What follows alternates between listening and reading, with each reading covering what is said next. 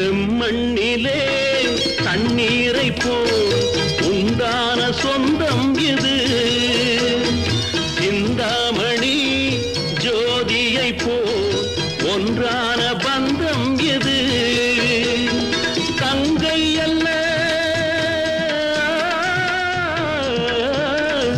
தங்கை அல்ல தாயானவள். கோழி பாடல் நான் பாட பொருளானாள். ஒரு தங்க ரதத்தில் பொன் மஞ்சள் நிலவு. ஒரு தங்க ரதத்தில் பொன் மஞ்சள் நிலவு.